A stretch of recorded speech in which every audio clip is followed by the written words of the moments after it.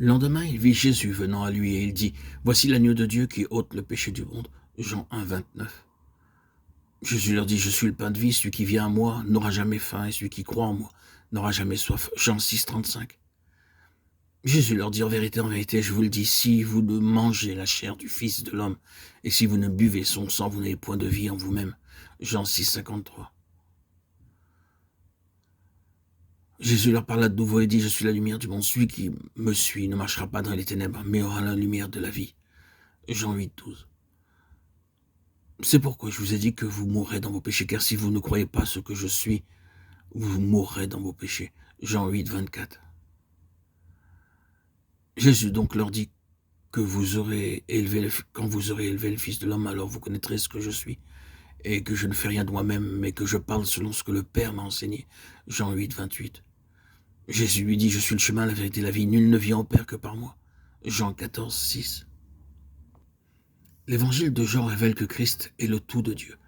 Il est remarqué que nous trouvons dans l'évangile de Jean beaucoup de termes qui ne se rencontrent pas dans les autres évangiles.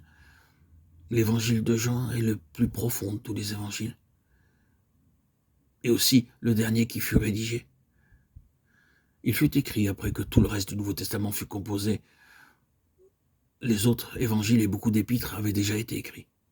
C'est alors que Jean finalement écrivit cet évangile.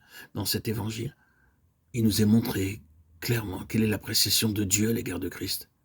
Il nous est également dit que nous devons connaître Christ comme Dieu le connaît. Nous comprenons que le besoin de Dieu, ce n'est pas seulement d'avoir un agneau, ni de donner uniquement le pain de vie. Nous comprenons aussi que Dieu n'accorde pas simplement le chemin, la vérité et la vie. Ce n'est pas non plus seulement que Christ use de son pouvoir pour restaurer la vie de l'homme, ou redonner comme une fin en soi la vie à l'homme. Dans tout l'évangile de Jean, nous voyons un grand fait, c'est que Christ est toutes ces choses. Il dit qu'il est la lumière du monde. Il ne dit pas qu'il est capable de donner une lumière aux hommes. Il dit qu'il est le pain de vie. Il ne dit pas qu'il nous donnera un pain de vie. Il dit qu'il est le chemin.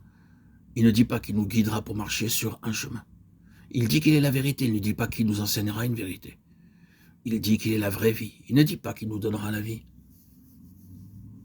Lorsque Lazare mourut, Christ n'a pas dit à Marie et à Marthe qu'il avait le pouvoir de ressusciter leur frère, mais il leur déclara qu'il était la résurrection. S'il vous plaît, frères et sœurs en Christ, bien-aimés, chers amis, auditeurs, auditrices, notons bien que le pain de vie, c'est une chose. Il en est ainsi de la lumière, du chemin, de la vérité, de la vie, de la résurrection, de l'agneau. Le christianisme, ce n'est pas un ensemble de choses, mais uniquement Christ. Tout réside en cela. Bien-aimés, nous avons besoin de comprendre devant Dieu que ce qui constitue notre expérience, ce ne sont ni des choses, ni des affaires, mais seulement Christ. Non qu'il nous donne la lumière, mais il est notre lumière. Non qu'il nous conduise dans le chemin, mais il est le chemin. Non qu'il nous donne la vie, mais il est notre vie. Non qu'il nous enseigne la vérité, mais il est la vérité. Bien-aimés, chers amis, frères et sœurs, saisissons-nous cela. Tout ce que Christ donne, c'est ce qu'il est en lui-même.